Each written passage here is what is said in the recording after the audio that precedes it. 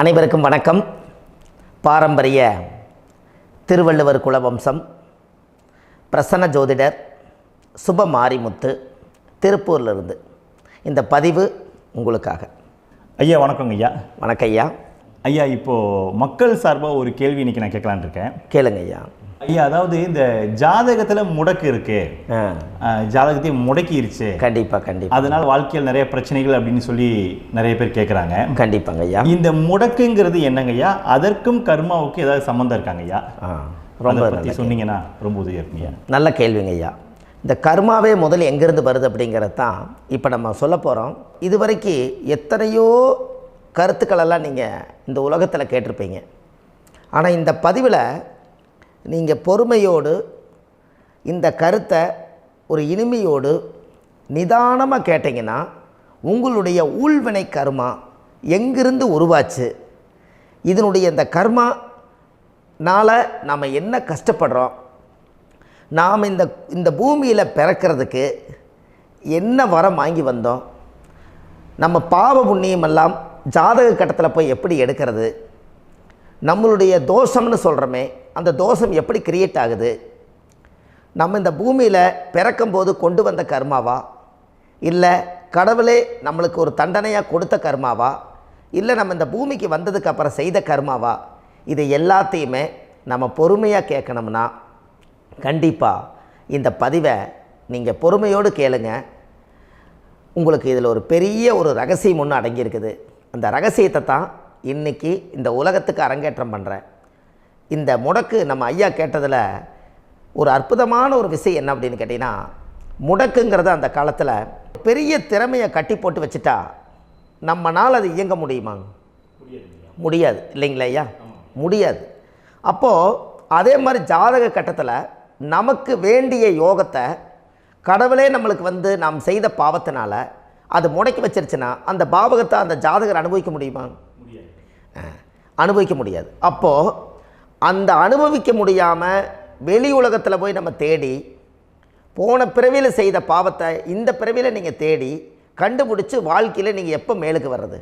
அப்போது அந்த கர்மா 12 ராசி கட்டத்துக்குள்ள 27 நட்சத்திரத்தில் 9 கிரகங்களுக்குள்ள ஒரு பெரிய ஒரு ஆத்துமாத்துமான கர்மா, உங்கள் பூர்வ ஜென்ம கர்மா இதுக்குள்ளே எங்கேயோ ஒரு இடத்துல முடங்கியிருக்குது. இந்த முடக்க மட்டும் உங்கள் ஜாதகத்தில் நீங்கள் கண்டுபிடிச்சிட்டிங்கன்னா ஹைலைட்டாக வாழ்கிறதுக்கு, இந்த உலகத்தில் சுதந்திரமான வாழ்க்கை வாழ்கிறதுக்கு ஒரு மிகப்பெரிய பொக்கிஷம் உங்கள் ஜாதகத்துக்குள்ளேயே இருக்குது. அப்போது அந்த ஜாதகத்துக்குள்ளே நாம் போன பிறவியில் நம்ம கர்மா நாம் என்ன செய்திருப்போன்னு உங்களுக்குள்ளே பெரிய குழப்பம் இருக்கும். என்னங்க ஐயா, நீங்கள் என்ன கர்மா பண்ணிட்டு வந்தீங்க, நாம் போன பிறவியில் நம்ம யாரை ஒரு வதச்சோம், யாரை நம்ம மனசை புண்படுத்தினோம், நம்ம தாத்தாவுக்கு சோறு போட்டோமா, நம்ம பாட்டனுக்கு சோறு போட்டோமா, நம்ம முப்பாட்டனுக்கு சோறு போட்டோமா, நம்ம கொள்ளுப்பாட்டனுக்கு சோறு போட்டோமா, அப்போ நம்ம அப்பாவுக்கு நம்மளை பெற்றவருக்கு நம்ம சாப்பாடு கொடுத்தோமா, இவங்களுக்கெல்லாம் நம்ம சேவை பணிமடைகள் செஞ்சோமா, நம்மளுடைய உறவுகளுக்கெல்லாம் அரவணைச்சு போனோமா, நம்மளுடைய இந்த மாதிரி நாம் இரத்த சம்பந்த உறவுகளை இருந்து தான் இந்த உலகத்துக்கு நம்ம வெளியில் வந்திருப்போம். அப்போது வெளியில் நீங்கள் நிற்கிறீங்க, அப்படியே மேலே போய் பார்த்தீங்கன்னா ஒரு 7 தலைமுறையில் ஒவ்வொருத்தரும் செய்த கர்மாவெல்லாம் நம்ம பிளட்டு ரிலேட்டிவாக இப்போ நீங்கள் கரண்ட்டில் இருக்கிறவங்க கிட்ட தான் டெபாசிட் பண்ணியிருக்கோம். அப்போ இது தெரியாமல் நாம் ஜாதகத்துக்குள்ளே போய் தசாபுத்தி நல்லா தனுங்க இருக்குது, நான் ரொம்ப கஷ்டப்படுறேன், என் ஜாதகத்தில் போய் பார்த்தேன் எல்லா கிரகங்களும் நல்ல வலிமையாக இருக்குன்னு தான் சொன்னாங்க, ஆனால் இன்னும் என்னுடைய கடன் அடையலை, இன்னும் என்னோடய கர்ம தீர்ந்த மாதிரியே தெரியல, எனக்குள்ளே ஒரு தாட்டு என்னமோ நான் ஒரு பின்தங்கின வாழ்க்கையிலே வாழ்ந்துட்டுருக்கேன் அப்படின்னு நீங்கள் சொல்லும்போது, அப்போ இதையெல்லாம் தாண்டி ஒரு கர்மா உங்களுடைய ராசி கட்டத்துக்குள்ளே எங்கேயோ ஒரு பக்கத்தில் ரகசியமாக புதைஞ்சிருக்கு. அப்போது அந்த ரகசியமாக புதைஞ்சிக்கக்கூடிய அந்த முடக்கு தான் இன்றைக்கி இந்த உலகத்துக்குள்ளே நீங்கள் தெரிஞ்சுக்கக்கூடிய விஷயம். அப்போ அந்த முடக்குங்கிறது ஒன்று உண்மை. இந்த உலகத்துக்கு நம்மளை எல்லாத்துலேயும் நல்லா யோசிச்சு பாருங்கள். 12 ராசி கட்டம் இருக்குதுங்களா ஐயா? ஆமாங்க ஐயா. ஆனால் கிரகம் எத்தனை இருக்குதுங்க? 9 தான் இருக்குங்க ஐயா. ஆமாம், 12 ராசிக்கு 12 கட்டத்துக்கு 12 கிரகம் கொடுத்துருக்கலாமல்ல கடவுள்.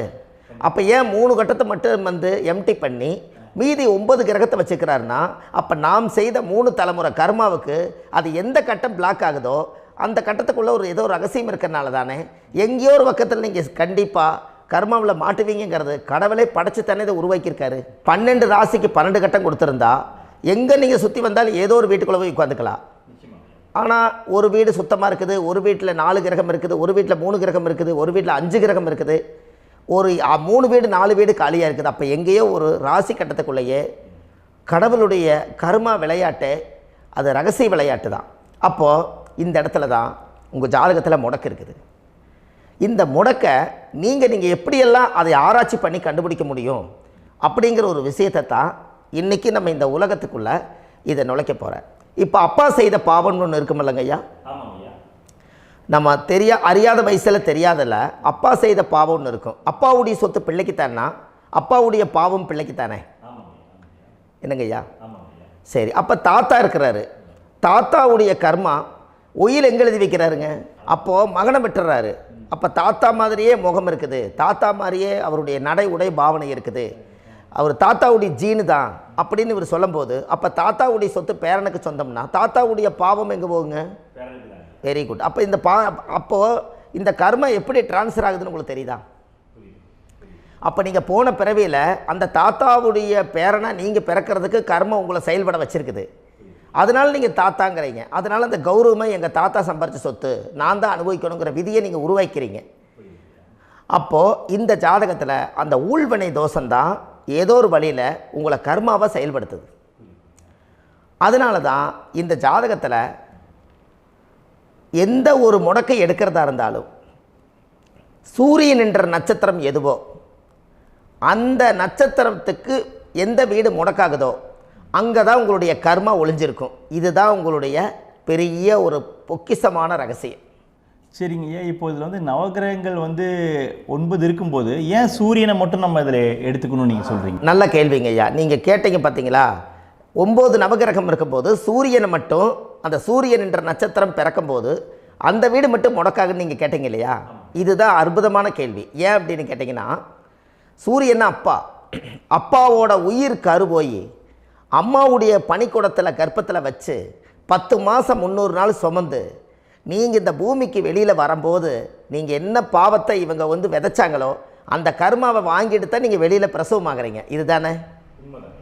அப்போ சூரியன் என்ற நட்சத்திரம், அந்த சூரியனுங்கிறது உயிர் கருவல்லவா, அப்பாவுடைய உயிரணுக்கள் அம்மாவுடைய கருவிக்குள்ளே போய் நாம் குழந்தை வடிவத்தில் இருந்து 300 நாள் பாவ உன்னித்த பதிவில் ஏட்டு எழுதி ஒரு ஜாதகத்தை கையில் கொடுத்து பிறந்த உடனே உங்களுக்கு ஒரு ஏட்டை பெரட்டி நீ இப்படித்தான் விதி, இனிமேல் இப்படித்தான் நீ வாழணும்னு சொல்லி உங்கள் கர்மாவை நீங்கள் கர்மாவோடு தானே வெளியில் பிறக்கிறீங்க. அப்போ சூரியன் என்ற நட்சத்திரம் தானே இந்த உலகத்துக்கு ஒரு பெரிய ஒரு மகத்துவம். இப்போ பாருங்கள், விடிய வரைக்கும் நம்ம முழிச்சிட்ருக்குறோம், காலையில் சூரிய உதயமானால் அவங்கவுங்க செயல்படுறோம். மீதி எல்லா கிரகங்களுக்குமே வெளிச்சத்தை கொடுக்கக்கூடிய சக்தி சூரியனுடைய பிம்ப ஒளிக்குத்தானே உண்டு, என்னங்க ஐயா? அதனால தான் மேசத்து உச்ச வீடுன்னு சொல்லி மேசத்தை உச்சம்னு சொல்லி சூரிய உச்சத்தை அங்கே தான் வச்சாங்க. அப்போது அந்த காலச்சக்கரத்துக்கு 5ஆம் இடம் பூர்வ புண்ணியஸ்தானத்தில் போய் சிம்மத்தில் கொண்டு போய் சூரியனை ஆட்சி வீடுன்னு வச்சாங்க. அப்போது சூரியனில் இருந்து தான் அந்த மையப்புள்ளி உருவாகுது.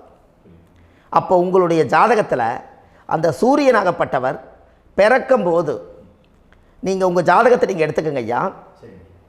நீங்கள் இன்றைக்கே போய் கதவை திறந்து உங்கள் பெட்டியை திறந்து பீர்வாவுக்குள்ளே உங்களுடைய ஜாதகம் இருக்குது, அந்த ஜாதகத்தை எடுத்து ஜோதிடர்கிட்டையே நீங்கள் சந்தேகம் கேட்குறக்கு முன்பு நீங்களே உங்களுடைய கர்ம பற்றி தெரிஞ்சுக்கிறதுக்கு இந்த பதிவில் உங்களுக்கு ஒரு ரகசியத்தை சொல்லித்தரேன். உங்கள் ஜாதகத்தில் இப்போ இது வரைக்கும் ராசி கட்டத்தை நீங்கள் பார்த்துருப்பீங்க, ஆனால் பாதசாரம்னு ஒன்று இருக்கும் இல்லைங்களா? ராசிக்கு பாதசாரம்னு ஒன்று இருக்கும். சூரியன் என்ன நட்சத்திரத்தில் இருக்குது, சந்திரன் என்ன நட்சத்திரத்தில் இருக்குது, செவ்வாய் என்ன நட்சத்திரத்தில் இருக்குது, புதன் என்ன நட்சத்திர காலில் நிற்குது, இதெல்லாமே அந்த சாரம் இல்லாத ஜோதிடம் சோரம் போய்விடும். அதனால் அந்த சாரத்தில் நிற்கிது பார்த்தீங்களா கிரகம், அதில் இப்போ நீங்கள் உங்களுடைய ராசி கட்டத்தை ஓப்பன் பண்ணுங்கள். இதில் ராசி கட்டத்தில் சூரியன் என்ற நட்சத்திரம்னு ஒன்று இருக்கும் இல்லைங்களா? அது எதுவாக வேணாலும் இருந்துட்டு போட்டோம்.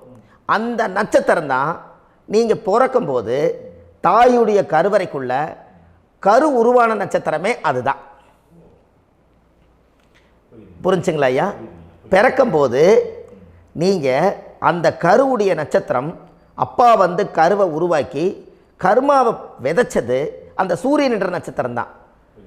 அந்த வீட்டுக்கு தான் இந்த ராசி கட்டத்தில் உங்களுக்கு முடக்கு உருவாகுது. புரிஞ்சுங்களா ஐயா? அப்போது ஒரு ஜாதகத்தில் சூரியன் என்ற நட்சத்திரம் எதுவோ அதுதான் உங்களுடைய கர்மா நட்சத்திரம். இப்போ நம்ம பிறக்காதுக்கு முன்னாடி அப்பா கட்டத்தில் அந்த கர்மா டெபாசிட் ஆகிருக்கும். அதை ட்ரான்ஸ்ஃபர் எப்படி பண்ணுறாரு? அவருக்கு ஒரு கல்யாணம் வச்சு அவர் குடும்ப வாழ்க்கையில் வாழ்ந்து நம்மளோட உயிர் கருவை கொண்டு போய் ஊராம் பொண்ணை கல்யாணம் பண்ணி பொண்டாட்டின்னு எடுத்துக்கொண்டு அந்த பொண்டாட்டிங்கிற உரிமையாகி இவருடைய உயிர் கரு உருவாகி வாரிசுகள் வெளியில் வருது. அதானங்க ஐயா? அப்போது அந்த சூரியன் என்ற நட்சத்திரம் தான் இந்த உலகத்தில் ஒரு பிரம்மாண்டமான நட்சத்திரம். இந்த நட்சத்திரம் உங்கள் மனசுக்குள்ளே ஏதாவது இருந்துச்சுன்னா உங்கள் வீட்டில் ஏதாவது ஒரு நல்ல விஷயங்கள் நீங்கள் பண்ணுறதா இருந்தால் அந்த கர்மா நட்சத்திரம் சூரியனுடைய நட்சத்திரம் இருக்குது பார்த்தீங்களா, அந்த நட்சத்திரத்தில் எந்த ஒரு சேவைகளும் செய்யக்கூடாது. அதுதான் கர்மா. அதை போய் நீங்கள் ஆக்டிவேட் பண்ணி விட்டீங்கன்னா அது முன்னோர்களை வந்து நீங்கள் வந்து தொந்தரவு பண்ண மாதிரி. அந்த கர்ம நட்சத்திரம் தான் உங்கள் வாழ்க்கையில் அது புதஞ்சிருக்கிறதா. இப்போ குழந்தை பிறந்தாலோ சீர் சீமந்தங்கள் நீங்கள் செய்கிறதாலோ கல்யாணம் முக்கிறதுனாலோ உங்கள் ஜென்ம நட்சத்திரத்தன்னைக்கு கல்யாணம் பண்ண வேண்டாம்னு சொல்லிக்கிறாங்கல்லங்க. உங்களுக்கு ஜென்ம நட்சத்திரத்துக்கு முன்னாடி உங்களை உருவாக்குன நட்சத்திரம் தான் ஜென்ம நட்சத்திரம். அப்போ சூரியன் என்ற நட்சத்திரம் அப்பாவுடைய ஜென்ம நட்சத்திரமாக அந்த ஊழ்வினை கர்மம் செயல்படுது. அப்போ அந்த முடக்கு யார் வழியில் வந்தது? முன்னோர்கள் வழியில் வந்தது. முன்னோர்கள் கட்டி வச்சது யாரைய? குலதெய்வத்தை. அப்போ அந்த குலதெய்வத்தை போய் சாமிக்கு போய் வீடு வாசல்லாம் வலித்து குலதெய்வத்தை போய் தேங்காய் பழம் பூ மாலை கல்கண்டு வாங்கி அர்ச்சனை பண்ணி ஒரு அன்னதானம் ஒன்று பண்ணிவிட்டு சாமிக்கு பொங்கல் வச்சு நைவேத்தியம் பண்ணிவிட்டு உங்கள் ஜாதகத்தை வச்சு பூஜை பண்ணிவிட்டு வாங்க. அதுக்கப்புறம் தான் உங்கள் கர்மாவை கண்டுபிடிக்கிறதுக்கு வழியே பிறக்கும். குலதெய்வத்தை வணங்காமல் கோவிந்தா கோவிந்தா என்று பல தெய்வத்தை வணங்கினாலும் பலனொன்றும் இல்லைன்னு அந்த காலத்தில் முன்னோர்கள் சொல்லி வச்சுக்கிறாங்களா இல்லைங்களா? அதனால் கண்டிப்பாக அதை கண்டுபிடிச்சி நீங்கள் அதுக்கு ஒரு நைவேத்தியம் பண்ணால் மட்டும்தான் முதல்ல உங்கள் 5ஆம் பாவம் முன்னோர்கள் அது வேலை செய்யும். குலதெய்வ ஆலயத்துக்கு போயிட்டு வாங்க. போயிட்டு வந்துட்டு இந்த கர்மவினை தோஷத்தை நிவர்த்தி பண்ணுறதுக்குண்டான சரியான பரிகாரத்தை நம்ம எடுப்போம்.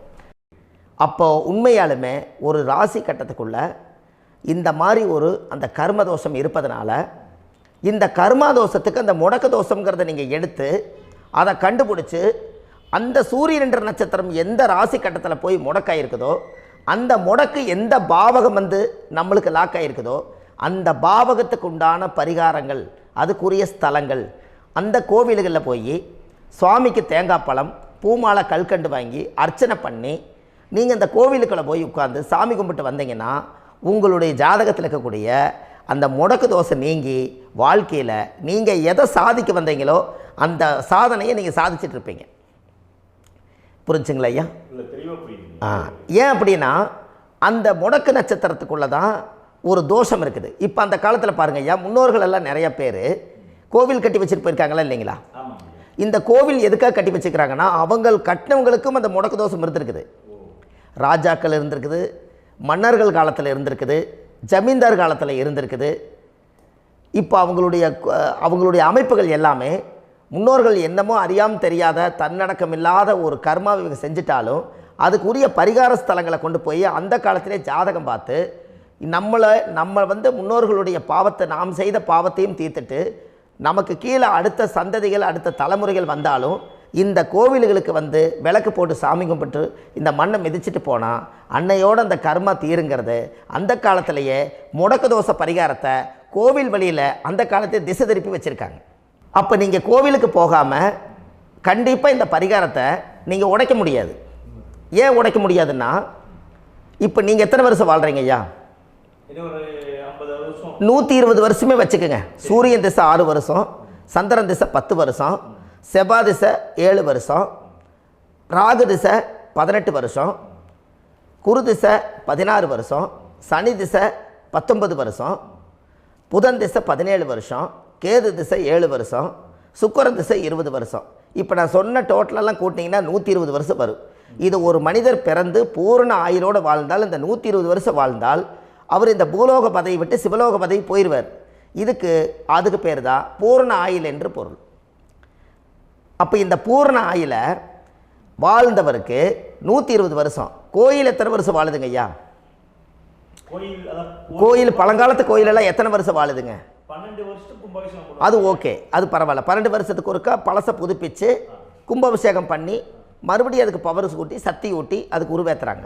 நான் சொல்கிறது கோயில் 5000 வருஷம் 4000 வருஷம் பெரிய பெரிய சித்தர்கள், மகான்கள், ரிஷிமார்கள், யோகிகள், சித்தர்கள் இவங்களெல்லாம் போய் கோவில்லையே சிவனையும் பெருமாளையும் வழிபாடு பட்டுட்டு கோவில்லையே ஒரு ஓரத்தில் ஜீவசமாதி ஆயிட்டாங்கன்னு பழைய கால கோயிலில் சித்தர்கள் குடியிருக்காங்களா இல்லைங்களா? இருக்காங்கல்லங்க ஐயா. அப்போது நாம் 120 வருஷம் வாழ்கிறோம், கோவில் 5000 வருஷம் வாழுது. எங்கே சக்தி அதிகமாக இருக்குன்னு சொல்லுங்க? கோவிலில் தாங்க ஐயா. கோயில் தான், அதில் ஒன்றும் மாற்றம் இல்லைங்களே. கோயில் தாங்க. அப்போ கோவிலில் தான் அந்த சக்தி இருக்குதுன்னு நீங்கள் சொல்கிறீங்க. அப்போ உங்களுடைய கர்மாவை உடைக்கிறதுக்கு 120 வருஷம் பெருசா 5000 வருஷம் பெருசான்னு சொல்லுங்கள்? 5000 தாங்க. அப்போ 5000 வருஷம் உள்ள அலைகள் எத்தனை அந்த சிவனுக்கு இப்போ சிவன் கோயிலே உங்களுக்கு முடக்கு தோஷத்துக்கு ஒரு கோயில் வருதுன்னு வச்சுக்கோங்க.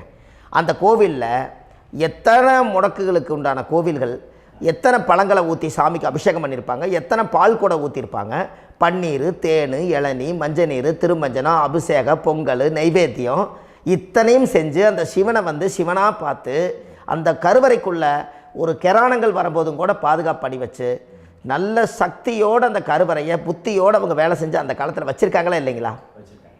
அப்போது நம்ம வீட்டை அவ்வளோ சுத்தமாக வச்சுருக்க முடியுமா? என்னதான் வாஸ்து இருந்தாலும் முடியாது இல்லைங்களா? அப்போது அவ்வளவு ஒரு பவர்ஃபுல்லான கோவில் அந்த முடக்கு தோஷத்துக்குள்ளே ரகசியமாக அந்த கோயில் அடங்கியிருக்குது. உங்கள் ஜாதகத்துக்குள்ளே உண்மையாலுமே ஊழ்வினை கோயில், கர்மவினை கோயில் அதுக்குள்ளே இருக்குது. அந்த ஜாதகத்தை கணிச்சு பார்த்தா கரெக்டாக உங்களுடைய ஜாதகத்தில் அப்பாவுடைய கருவறையிலேருந்து உயிர் உருவாகிற நேரத்தில் இருந்து இப்போ வரைக்கும் நீங்கள் கரண்ட்டில் வாழ வரைக்கும் அந்த கர்ம கூட வர்றதை ஒரே ஒரு இடத்துல போனால் மட்டும்தான் விட்டுட்டு வர முடியும். அது எந்த வீடு அப்படின்னு கேட்டால் உங்களுக்கு அப்பாவுடைய கர்மா வழியில் போய் அந்த கோவில் பழையகால கோயில், பழையகால தெய்வங்கள், அந்த கோவில் தான் உங்கள் ஜாதகத்துக்குள்ள ரகசியமாக இருக்கும். அது ஏன் இந்த பதிவில் உங்களால் சொல்ல முடியாது அப்படின்னா, இந்த பதிவில் ஏன் உங்க சொல்ல முடியாதுன்னா உங்கள் ஜாதகம் தெரியாமல் என்ன கோயிலை நீங்கள் சொல்லுவீங்க? இப்போ பொதுவாக ஒரு நட்சத்திரத்துக்கு ஏதோ ஒரு கோவிலை அவங்க சொல்லி நீங்கள் போயிட்டு வர்றீங்கன்னு வச்சுக்கோங்க. ஆனால் அது வேலை செய்யலைன்னா நம்மளுக்கு என்னங்க இவ்வளோ கஷ்டப்பட்டு போய் அதை பலனடையிலேன்னு கேள்வி கேட்டக்கூடாது. உங்கள் ஜாதகத்தை நீங்கள் கொண்டாங்க, உங்கள் டேட் ஆஃப் பர்த் டயத்தை போட்டு ஜாதகத்தை கணிச்சு நீங்கள் சூரியன் என்ற நட்சத்திரத்துக்கு உங்களுடைய கர்மவினை கோவில் யார், உங்களுடைய முடக்கு யார், ஊழ்வனை தோஷத்துக்கு உண்டானவர் யார், தாய் வழி கர்மா யார், தந்தை வழி கர்மா எது, நீங்கள் பிறக்கும்போது வந்த கர்மா என்ன, இது எல்லாம் கணிக்காமல் பொதுவாக ஒரு கோயிலில் போய் நீங்கள் பாட்டுக்கு சாமி கும்பிட்டு வந்தால் பலன் எப்படி கிடைக்கும்? கண்டிப்பாக கிடைக்காதுங்க ஐயா. என்னங்க ஐயா? அது தெரிஞ்சு பண்ணாதான் சரியா? ஒரு டாக்டர்கிட்ட போகிறீங்க, என்னை அப்படியே ஸ்கேன் பண்ணி ஒரே ஒரு மாத்திரை கொடுங்கன்னு கேட்டால் டாக்டர் கொடுப்பாருங்களா? அவர் என்ன பிரச்சனை இருக்குதோ அதை முதல்ல கண்டுபிடிச்சி ஸ்கேன் பண்ணி பார்த்து ரிப்போர்ட் எடுத்து அது மூலியமாக தான் கொஞ்சம் எடுத்து ஐயா உங்களுக்கு இந்த பிரச்சனை, இதுக்கு தீர்வுக்கு இதுக்குண்டான மெடிசன், இது இப்படித்தான் சாப்பிடணும்னு அது முறையாக சொல்லி அந்த உயிர் வாழ வைக்கிறாரு டாக்டர். அவர் ஒரு தெய்வ வடிவத்தில். கரெக்டுங்களா ஐயா? அப்போ உங்களோட கர்மா எங்கே செயல்படுது அப்படின்னா, இந்த முடக்க நீங்கள் இந்த பதிவில் தெரிஞ்சுக்கங்க. அதுக்குரிய நட்சத்திரம் என்னன்னு தெரிஞ்சு வச்சுங்க. உங்கள் ஜாதகத்தில் சூரியன் என்ற நட்சத்திரத்தை எடுத்துக்கங்க. அந்த வீட்டுக்கு முடக்க இந்த பதிவில் எந்த வீடு லாக் ஆகிருக்குதுங்கிறத நான் உங்களுக்கு இந்த வீட்டில் சொல்கிறேன்.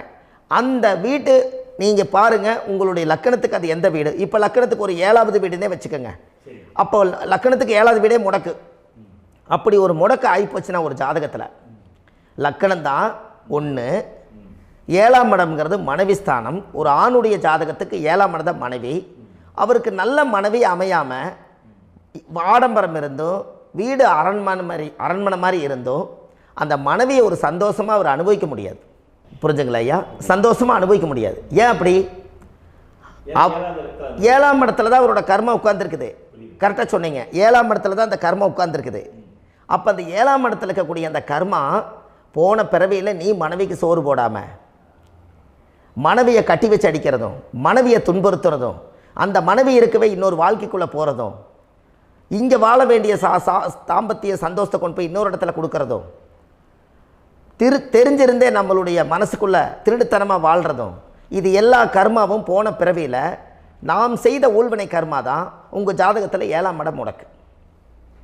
அப்போ அந்த 7ஆம் இடம் முடக்கா இருந்துச்சுன்னா கண்டிப்பாக உங்கள் ஜாதகத்தில் நீங்கள் என்ன அனுபவிச்சிட முடியும்? நல்ல நண்பர்கள் கிடைக்க மாட்டாங்க, நல்ல ஒரு பார்ட்னர்ஷிப் அமையாது, நல்ல ஒரு நட்பு வட்டங்களில் எதையும் அனுபவிக்க விடாது, ஒரு அங்கீகாரமான உறவுகளில் போய் நம்ம ஸ்ட்ராங்காக நிற்க முடியாது. 7ஆம் இடம் என்பது தாம்பத்திய வாழ்க்கை, பூர்த்தி இல்லாத வாழ்க்கையாக இருக்கும். இப்படியெல்லாம் அந்த ஜாதகத்தில் ஒரு பொதுவாக ஒரு ஜாதகத்தில் 7ஆம் பாவம் முடக்காயிட்டால் இந்த கர்மாவை அவர் அனுபவிச்சுக்கிட்டே இருப்பார். இது எப்போத்தான் அதுக்கு ஒரு தீர்வு வேணுங்கய்யா? அந்த கோயில் எதுன்னு நீங்கள் கரெக்டாக சொன்னீங்க. இப்போ இது மனிதனால் செயல்படுது. மனிதர்கள் தான் கோயிலை கட்டி வச்சாங்க. தெய்வத்தை விட ஒரு காலத்தில் மனிதர்களுக்கு மகிமை ஜாஸ்தி. ஏன்னா சாதாரண ஒரு மண் பூமியாக இருந்த இடத்த மனிதர்கள் தான் கோயில் கட்டி ஒரு மகிமைப்படுத்தி புண்ணியம் பண்ணி வச்சாங்க. மனிதர்களுக்கு சக்தி அதிகம்தான், ஆனால் பிரபஞ்சத்துக்கு அதை விட சக்தி அதிகம் அல்லவா? ஐயா, நீங்கள் கோவிலுக்கு போய் அந்த கர்மா உடைக்கிறதுக்கு கோவிலில் சக்தி இருக்குது, ரைட்டு. ஆனால் நம்ம வீட்டுக்கும் கோயிலுக்கும் ஒரு மிகப்பெரிய தொடர்பு என்னென்னா, அந்த கோயில் கட்டுறவங்க எல்லாமே பழைய காலத்து கோயிலெல்லாம் பாருங்கள், பஞ்சபூதத்தை வச்சு கட்டியிருப்பாங்க. பஞ்சபூதத்தை வச்சு தான் கட்டுவாங்க கோயில். அது உங்களுக்கு தெரியணும் இல்லைங்களா? பஞ்சபூதம்னா நீர், நெருப்பு, காற்று, பூமி, ஆகாயம். இந்த பஞ்சபூதத்தினுடைய சக்திகள் எல்லாம் ஒரே நேர்கோட்டுக்கு என்னைக்கு வருதோ அன்னைக்கு தான் அந்த கோவிலுடைய பாலக்கால் போட்டு 1000-2000 வருஷம் நிலச்சி நிற்கிறது. காரணம், இந்த பிரபஞ்சத்தில் பஞ்சபூதம் எப்படி நிலச்சி நிற்குதோ அதுபோல் 5000 வருஷம் நிற்கிறதுக்கு அந்த பஞ்சபூத சக்தி வச்சு தான் சாமி சிலையை பிரதிஷ்டை பண்ணி வச்சுருப்பாங்க. அதனால தான் இந்த கோயில்கள் எல்லாம் 5000 வருஷமாயும் எத்தனையோ கிராணங்களை எல்லாம் தப்பிச்சிருக்கிறதுக்கு காரணம். அப்பேற்பட்ட புண்ணிய ஸ்தலம் உங்களுக்கு எதுன்னு தெரியணும் அல்லவா? என்னங்க ஐயா? அப்பேற்பட்ட புண்ணிய ஸ்தலம் உங்களுக்கு எதுன்னு தெரிஞ்சால் தானே நீங்கள் போய் செய்ய முடியும், இல்லாட்டி கண்டிப்பாக தெரியாது. அப்போ இந்த முடக்கு தோஷத்தை கடவுள்கிட்ட கொண்டு போய் ஒப்படைக்கணும். நாம் பிறக்கும் போது கொண்டு வந்த கர்மாவை நாம் இருக்கும் காலத்தில் கொண்டு போய் இந்த கர்மாவை சுத்தப்படுத்தி, நீங்கள் பாவ ஆத்மாவை இந்த பூமியில் பிறந்து பூலோகத்தில் எல்லா புண்ணியத்தையும் செஞ்சுட்டு இந்த பூலோகத்தை விட்டு நீங்கள் போகும்போது புனித ஆத்மாவாக போகணுன்னா உங்கள் கர்மாவை கொண்டுட்டு போகாதீங்க, கர்மாவை நிவர்த்தி செய்யுங்க. என்னங்க ஐயா? அப்போ கர்மாவை சுத்தப்படுத்துங்க. கர்மாவை சுத்தப்படுத்திட்டு உங்களுக்கு பிறக்கிற குழந்தைகளுக்கு அந்த கர்மாவை டிரான்ஸ்ஃபர் பண்ணாமல் உங்களோட நில் பண்ணுங்க. ஒரு உதாரணம் சொல்லட்டுங்களா ஐயா? ஒரு காந்தம் ஒன்று இருக்குது இல்லைங்களா? ஒரு காந்தம்ங்கிறது ஒரு தாத்தாவாக வச்சுக்கோங்க. ஒரு இரும்பை கொண்டு போய் வச்சா ஒட்டு மோட்டாதா? அப்போ ஒட்டுனோடனே காந்தம்ங்கிறது தாத்தா, அவருக்கு பிறந்த வாரிசுக்கு அந்த கர்ம டிரான்ஸ்ஃபர் ஆயிருமா? சரி, இன்னொரு இரும்பை கொண்டு போய் வைங்க, ஒட்டு மோட்டாதா? அப்போ அது பேரனுக்கு வைங்க, பேரனுக்கு வந்துருச்சு அந்த கர்மா. இன்னொரு இரும்பை கொண்டு போய் வைங்க, அந்த காந்தத்துக்கு நேர் இன்னொன்று வைங்க, ஒட்டு மோட்டாதா? அப்போ அதை கொண்டு போய் நம்ம கொள்ளு பேரனுக்கு வைங்க. இப்படியே டிரான்ஸ்ஃபர் ஆகி தலைமுறையாக இந்த கர்மா தொடர்ந்துக்கிட்டே இருக்குது. இந்த இடத்துல கொண்டு போய் காந்தத்துக்கு இரும்பு ஒட்டிகிட்டே இருக்குதுல்ல, இந்த இடத்துல ஒரு மரக்கட்டை செஞ்சு கொண்டு போய் கரெக்டாக வச்சுக்கினே போட்டுமா? அந்த மரக்கட்டையை கொண்டு போய் வைக்கிறவர் யார்? மரக்கட்டை வச்சுட்டு அடுத்த வாரிசு புனிதமாக பிறந்துட்டு அந்த மேலே இருக்கிற கர்மாலாம் இந்த அடுத்த இதுக்கு வராதில்ல. இதுதாங்க ஐயா கர்மா. தொடர்ந்து வரக்கூடிய கர்மாவை அதை நில் பண்ணணுங்கிறதுக்கு பேர் தான் இந்த உதாரணத்தை சொன்னவங்களுக்கு.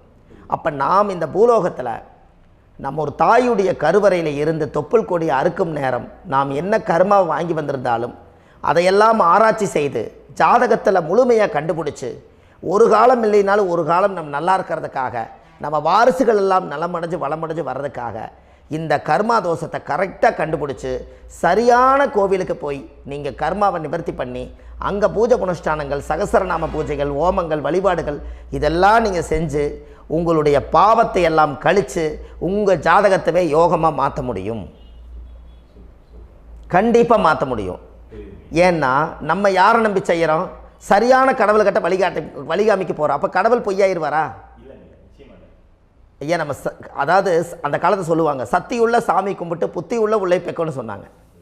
16 வதபதன்னு பெக்கலை, எல்லாம் அறிவோடு பெற்றாங்க. அதனால் எல்லாமே தாய் தந்தைகள் பேச்சை கேட்டாங்க.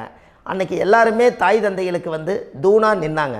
அப்போ அந்த காலத்தில் சத்தியுள்ள சாமி கும்பிட்டு புத்தி உள்ள உள்ளே பெக்கணும்னு சொல்லி அன்றைக்கி அறிவோடு பெற்று இந்த கர்மாவை ஆளுக்கு ஒரு கர்மாவை டிரான்ஸ்ஃபரை பிரித்து எல்லாரும் சுத்தப்படுத்தினாங்க. இன்றைக்கி நம்ம ஒரு குழந்தை 2 குழந்தை பெற்று வச்சுருக்கோம். அவங்களுக்கே இவ்வளவு கர்மா வந்துருச்சுன்னா இந்த குழந்தைகளுக்கு என்னைக்கு இந்த கர்மாவை போய் கண்டுபிடிச்சி நீங்கள் எப்போ சரி பண்ணுவீங்கன்னு. அப்போ இந்த வாழ்க்கையில் ஏதோ ஒரு பிரபஞ்ச சக்தி நம்மளை அறியாமல் என்னமோ ஒரு இயக்கத்தில் கொண்டு போய் விட்டுருச்சுங்களா? அப்போ இனிமேலாவது இந்த கர்மாவில் இருந்து கண்டிப்பாக நம்ம நிவர்த்தி ஆகணும்னு சொன்னால் இந்த முடக்கு தோஷத்தை யாரெல்லாம் கண்டுபிடிச்சி இந்த ஊழ்வினை கர்மாவில் இருந்து நாம் கருவறையில் சுமக்கும் போது 10 மாதம் நீங்களாம் என்னென்ன நினச்சிருப்பீங்க? அதாவது கருவறைக்குள்ள கருப்பாக ஒரு பிண்டம் இடப்பக்கம் கிடக்கையில் இந்த பூமிக்கு வரும்போது நீங்கள் என்னென்ன நினச்சிருப்பீங்க? இந்த பிறந்ததுக்கு அப்புறம் வந்து தான் அம்மா தெரியுது, அப்பா தெரியுது, தாத்தா தெரியுது, பாட்டி தெரியுது, இந்த உலகத்தில் கண்கொள்ளாத காட்சிகள் எல்லாம் தெரியுது, எல்லாம் தெரியுது. ஆனால் 10 மாதம் உங்கள் வாழ்க்கையில் நீங்கள் இருக்கும்போது நீங்கள் என்னென்னலாம் நினச்சி இந்த பதிவில் இறைவன் கொடுத்தாரோ அதையெல்லாம் அனுபவிக்கத்தான் வந்தீங்க. அதுக்கு இடையில இருக்கிறதான கர்மா. இந்த ஒரு விஷயம் உங்களுக்கு கிடச்சிருச்சுன்னா நீங்கள் எல்லாருமே ராஜயோகமாக பிழைப்பீங்கள்ல. இதில் ஏழை பணக்கார யாரையுமே சொல்ல வரல. அவங்க பிறக்கும்போது புண்ணியத்தை பொறுத்து தான் போன ஜென்மத்தில் நம்ம என்ன புண்ணியங்கள் பண்ணி வச்சோமோ அந்த புண்ணியத்தில் இன்றைக்கி நல்லா வாழ்கிறாங்க. ஒருத்தர் கேட்டார், என் ஜாதகத்தில்ங்க எங்கூட படித்தவர் இடம் வாங்கிட்டார், வீடு வாசல் கட்டிட்டார், தொழில் பண்ணிட்டார், நல்லா இருக்கார், ஆனால் நான் இன்னும் அப்படியே தான் இருக்கிறேங்கன்னு ஒருத்தர் கேட்டார். அதுக்கு ஒரு கருத்து என்னென்னா, டேட் ஆஃப் பர்த் ஒன்று தான், டைம் ஒன்று தானே வச்சுக்கோங்க. அவங்க அப்பா செஞ்ச புண்ணியம் வேறு, நீங்கள் செஞ்ச பாவங்கள் வேறு. அவர் செஞ்ச புண்ணியத்தினால அவருக்கு எல்லாமே முன்னாடி கிடைக்குது. நீ கர்மாவெல்லாம் கழிச்சிட்டீங்கன்னா பின்னாடி கிடைக்க போகுது. இதில் மற்றவங்களை பற்றி வேற்றுமையாக நினைக்கிறதுல எந்த ஒரு இதுவுமே இல்லை. அப்போ ஒருத்தர் பார்த்து ஒருத்தர் வாழ வேண்டாம். உங்களுடைய சுய அறிவை வச்சு இந்த பூலோகத்தில் இந்த பூமியில் நீங்கள் 4 தெரிஞ்சு நல்ல விதமாக கற்றுக்கிட்டு இந்த உலகத்தில் சிறப்பாக வாழ கற்றுக்குங்க. அதுக்கு அந்த ஊழ்வினை தோஷத்தை கண்டுபிடிங்க. உங்களுக்குன்னு ஒரு முடக்கு இருக்குதுங்கிறத இன்றைக்கி நீங்கள் எழுதி வைங்க. அதை எப்படியாவது கண்டுபிடிங்க, அதை தேடுங்க. ஒரு முறை நீங்கள் ஜாதகத்தை கொண்டு வாங்க. அந்த ஜாதகத்தை கொண்டு வந்து உங்கள் பாவகத்தில் எத்தனாம் பாவம் முடக்காயிருக்குதுன்னு பாருங்கள். அந்த பாவகம் முடக்காயிருச்சுன்னா உங்கள் வாழ்க்கையில் அதிலிருந்து உங்களால் வெளியில் வரவே முடியாது, கண்டிப்பாக வர முடியாது. அதை நீங்கள் கண்டுபிடிச்சா மட்டும்தான் நீங்கள் மேலே வர முடியும். ஏன்னா நிறைய பரிகாரங்கள், பூஜைகள், யாகங்கள், ஓமங்கள் எல்லாம் செய்து வச்சும் கூட அந்த கர்மவினைக்கு உண்டான கோவிலுக்கு போய் அந்த 5000 வருஷ பழமை வாய்ந்த தெய்வத்துக்கிட்ட போய் நீங்கள் முறையிட்டு விளக்கு போட்டு உங்கள் கர்மத்தை எல்லாம் நான் நீ தான் தீர்த்து கொடுக்கணும்னு சொல்லி நம்பிக்கையோடு நீங்கள் போய் அந்த சரணாகதி அடையிறீங்க பாருங்கள், அங்கே தான் உங்கள் கர்மாவை எடுத்து விடுறாரு. அப்போ இந்த ரகசியம் உங்களுக்கு வேணுமல்லவா? அப்போ உங்கள் ஜாதகத்தில் எங்கே முடங்கி அதுக்குரிய கோவில்கள் எல்லாம் என்ன, அதுக்கு தான பரிகாரம் என்ன, அதுக்கு நீர் பரிகாரம் என்ன, யாத்திரை பரிகாரங்கள் என்ன, நீங்கள் வீட்டில் இருந்தே செயல்படுத்தக்கூடிய பரிகாரங்கள் என்ன, பரிகாரம் கோவிலுக்கு போய்த்தான் நடக்குமா, இல்லை நாம் வீட்டில் வச்சு வணங்குறதுனால நடக்குமா, நாம் செய்யக்கூடிய தர்ம பரிகாரங்கள் என்ன, தான பரிகாரங்கள் என்ன, இப்படி பல விதமாக இருக்கிறனால உங்கள் ஜாதகத்துக்கு எந்த மாதிரி பரிகாரம் கனெக்ட் ஆகுதுங்கிறது தெரியணும். இது தெரியாமல் கண்டிப்பாக உங்களால் செயல்படுத்துறது ரொம்ப கஷ்டம்.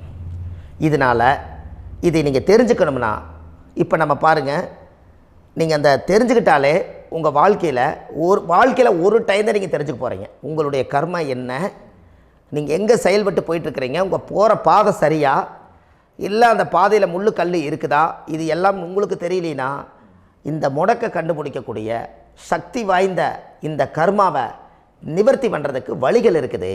அதனால் நீங்கள் கண்டிப்பாக இந்த முடக்கை தெரிஞ்சுக்கணும். இந்த முடக்கு ராசினா என்ன உண்மையாலுமே உங்கள் வாழ்க்கையில் நீங்கள் தெரிஞ்சு இனிமேல் உங்கள் வாழ்க்கையில் இதுவரையிலும் கர்மாவுக்குள்ளேயே கஷ்டப்பட்டீங்க, வழி தெரியாமல் கண்ணை கட்டி காட்டில் விட்ட மாதிரி இருந்தீங்க. இனி அப்படி இருக்க வேண்டாம். உங்கள் ஜாதகத்தில் 12 ராசி கட்டத்தில் 9 கிரகம் போகும், மீனி 3 கிரகம், 3 கட்டம் உங்களுக்கு எங்கேயோ ஒரு பக்கத்தில் 3 கட்டம் எம்டியாக தான் இருக்கும். கரெக்டுங்களா? அது இல்லாமல் ஒரு ஜாதகம் பிறக்காது. ஏன்னா 9 கிரகத்துக்கு 9 கணக்கு போட்டால் 3 கட்டம் எம்டியாக தான் நிற்குது. அந்த கட்டத்துக்குள்ளே எந்த நட்சத்திரத்தில், எந்த சாரத்தில், எத்தனாவது டிகிரியில், எத்தனாவது பாதசாரத்தில், எத்தனை வெகுளையில், எத்தனை செகண்டுக்குள்ளே இந்த கர்மா உள்ளே புகுந்து உங்களை செயல்படுத்துதுங்கிறத கண்டிப்பாக உங்கள் ஜாதகத்தை கொடுங்க. பார்த்து இந்த விஷயத்தை சொல்கிறேன், நீங்கள் அந்த இடத்துக்கு போய் நிவர்த்தி பண்ணிவிட்டு உங்கள் வாழ்க்கையில் கொஞ்சம் காலம் வாழ போகிறீங்க. பாருங்கள், பிறந்ததுலேருந்து 20 வருஷத்துக்குள்ளே இளமையாக வாழ்கிறீங்க, குழந்தையாக வாழ்கிறீங்க. 20லேருந்து 40 வயசுக்குள்ளே தான் உங்களுக்கு ஒரு பொண்ணை பார்த்து கல்யாணம் பண்ணி ஒரு கரு உருவாக்குறீங்க. அதுக்கப்புறம் 40லேருந்து 60க்குள்ளே குழந்தை பெற்று கடமை முடிச்சிடுறீங்க. 60 வயசுக்கு மேலே ரிட்டையர்ட் ஆகிடுறீங்க. இந்த 20க்கும் 60க்கும் இல்லாத 20லேருந்து இந்த 40 வயசுக்குள்ளே உங்களோட தேடல் என்னவோ அது வாழ வேண்டிய சுகபோகமான வாழ்க்கை எல்லாமே அந்த 40க்குள்ளே தான் இருக்குது. இந்த 40க்குள்ளே இருக்கக்கூடிய வாழ்க்கையை இந்த கர்மா தெரியாமல் காலத்தை வீணாக்க வேண்டாம். வாழ வேண்டிய வயசில் நீங்கள் வாழணும். அதுக்குரிய கர்மாவை நீங்கள் சுத்தப்படுத்துங்க. எப்படியெல்லாம் நீங்கள் சந்தோஷமாக வாழ்கிறீங்கன்னு எனக்கு ஒரு தகவல் கொடுங்க. வேறு லெவலில் நீங்கள் இருப்பீங்க. கண்டிப்பாக இந்த பதிவில் உங்களுக்கு நான் இந்த விஷயத்தை கொடுக்க போகிறேன். இந்த முடக்கு நட்சத்திரங்கள் என்ன அப்படிங்கிறத இந்த பதிவில் நீங்கள் ஒரு நோட் ஒன்று எடுத்துக்கோங்க, குறித்து வச்சுக்கோங்க. இதில் இருந்து அவங்கவுங்களுக்கு முடக்கு நட்சத்திரம் என்னங்கிறத இந்த பதிவில் நான் உங்களுக்கு கொடுக்குறேன். இந்த வீடு தான் அது முடக்குங்கிறத சொல்கிறேன். இதையெல்லாம் நீங்கள் தெரிஞ்சு உங்கள் ஜாதகத்தவே நீங்கள் முடக்கு எடுத்து கண்டிப்பாக உங்கள் வாழ்க்கையில் நீங்கள் நல்லா இருப்பீங்க. அதுக்கு ஒரு நோட் எடுத்து வச்சுக்கோங்க. இது வரைக்கும் கர்மாவை பற்றி நம்ம பேசினோம். உங்கள் ஜாதகத்தில் சூரியன் என்ற நட்சத்திரத்துக்கு தான் முடக்குன்னு சொன்னீங்களே, எந்த வீடுங்கிற ரகசியத்தை இன்றைக்கி நம்ம எல்லோரும் தெரிஞ்சுக்கலாமா? இத்தனை காலமாக நீங்கள் தெரிஞ்சுக்காத ஒரு ரகசியத்தை இன்றைக்கி உங்கள் ஜாதக கட்டத்தில் நீங்களே முடக்க கண்டுபிடிச்சி அதுக்குண்டான பலனை தேட போகிறீங்க. அந்த தேடல் தான் உங்களை கொண்டு போய் உட்கார வைக்க போகுது. ஒரு உதாரணம், உங்கள் ஜாதகத்தில் பாதசாரம் இருக்குது அல்லவா? அந்த பாதசாரத்தில் சூரியன் என்ற நட்சத்திரம், சூரியன் நின்ற நட்சத்திரம் பாதசாரத்தில் கரெக்டாக எடுங்க. சூரியன் என்ற நட்சத்திரம் திருவாதிரை நட்சத்திரமானால் உங்களுக்கு முடக்கு யார் வரும்னு தெரியுங்களா? மிதுனம் தான் உங்களுக்கு முடக்கு வரும். அப்போ இந்த மிதுனம் முடக்க இருக்கிறனால உங்கள் வாழ்க்கையில் அது புதன் வீடு, அது மாமன் வர்க்க வீடு. அப்போ மாமன் வழியில் ஏதோ ஒரு கர்மா உங்களை செயல்படுத்தி அதை கொண்டு வந்துக்கிட்டு இருக்குது. அப்போ கண்டிப்பாக இப்போது இத்தனை நாள் தெரியாத ஒரு ரகசியம், உங்கள் லக்கணத்துக்கு அந்த மிதுனம் எத்தனாவது வீடுன்னு நீங்கள் பாருங்கள். அந்த வீடு தான் முடக்கி வச்சுருக்குது. அந்த பாவகத்தை நீங்கள் அனுபவிச்சுட்டு இருக்கிறீங்க. அதுதான் கர்மா. இந்த கர்மாவில் இருந்து நீங்கள் வெளியில் வரணுன்னா இனி அதை கண்டுபிடிக்கிறதுக்கு உண்டான வழிமுறைகளை நீங்கள் தேடுங்க. வாழ்க்கையில் நீங்கள் முன்னுக்கு வந்துடுவீங்க. திருவாதிரை நட்சத்திரத்தை பற்றி இது வரைக்கும் நீங்கள் பார்த்தீங்க. திருவாதிரைக்கு அடுத்தது புனர்பூச நட்சத்திரத்தை பற்றி அடுத்த பதிவில் நம்ம பார்ப்போம். நம்ம ஆன்லைன்லேயே ஜாதகம் பார்க்குறோம். உங்கள் date of birth, time, place கொடுத்தீங்கன்னா போதும்.